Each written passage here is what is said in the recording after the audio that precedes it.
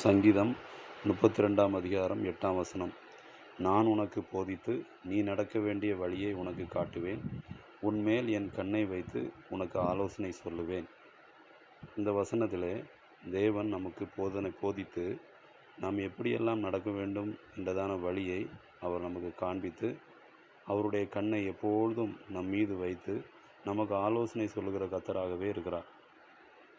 இப்படிப்பட்டதான ஒரு பாக்கியம், எவ்வளோ ஒரு பெரிய ஒரு பாக்கியத்தை தேவன் நமக்கு தந்திருக்கிறார். அவருடைய கண்கள் நம் மீது பதிக்கப்பட்டதாக இருக்க வேண்டும். அவருடைய கண்கள் நம் மீது பதிக்கப்பட்டதாக இருக்க வேண்டும் என்றால் நாம் ஒரு நல்ல ஒரு உத்தம இருதயம் உள்ளவர்களாய் நாம் அவருக்கு முன்பாக காணப்படுவோமானால் அவருடைய கண்கள் எப்பொழுது நம் மீது பதிக்கப்பட்டதாகவே இருக்கும். அப்பொழுது நமக்கு எந்த விதமான துன்பங்கள், துயரங்கள் எது நடந்தாலும் தேவனுடைய கண்கள் நம் மீது பதிக்கப்பட்டிருக்கும் போது அவர் நிச்சயமாகவே அவர் நமக்கு விடுதலை கொடுக்கக்கூடிய தேவனாக இருக்கிறார். ஒருவேளை நாம் செய்கிறதான காரியங்கள் நமக்கு தெரியாமல் போகலாம். நாம் படிக்கக்கூடியதான பாடங்கள் நமக்கு புரியாமல் இருக்கலாம். அந்த வேளையிலே நம் உத்தம இருதயத்தோடு நாம் கர்த்தரிடத்திலே நாம் நெருங்கி இருக்கும்போது அவர் நமக்கு போதித்து நம்ம எப்படி செய்ய வேண்டும், நம்ம எப்படி அந்த காரியங்களை செய்ய வேண்டும் கூடியதான அதற்குரிய ஞானத்தை தந்து அதற்குரியான வழிகளை அவர் திறந்து தருவார். நீ நடக்க வேண்டிய வழியை உனக்கு காட்டுவேன் என்று சொல்லப்பட்டிருக்கிறது. நாம் எவ்வாறெல்லாம் நடக்க வேண்டும், எந்த பாதையில் போக வேண்டும், எந்த பாதையில் போகக்கூடாது என்பதையெல்லாம் அவர் நமக்கு தெளிவாக கொடுக்கிற தேவனாக இருக்கிறார். அவருடைய கண்கள் நம் மீது எப்பொழுதும் இருக்கிறபடினாலே நமக்கு ஆலோசனை அவர் கொடுத்து கொண்டே இருப்பார்.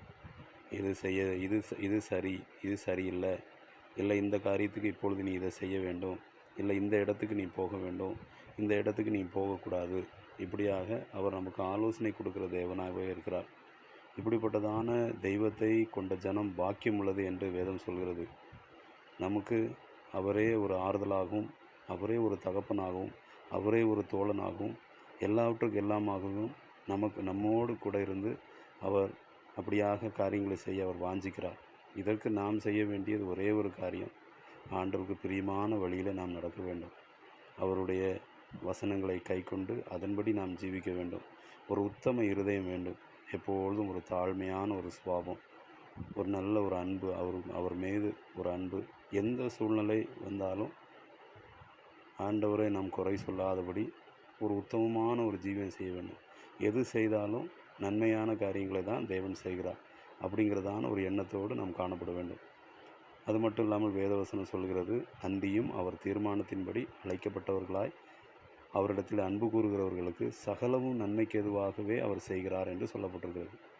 எந்த விதமான தீமையான காரியங்கள் எதுவுமே ஆண்டவர் செய்வதில்லை. ஏனென்றால் அவர் தீமையை பாராத சுத்த கண்ணராக இருக்கிறார். அவருக்கு தீமை என்றால் என்ன என்பது தெரியாது. அவருடைய வாயிலே வஞ்சனை இல்லை. அப்படிப்பட்டவர் எப்படி ஒரு மனிதனுக்கு தீமை செய்ய முடியும்?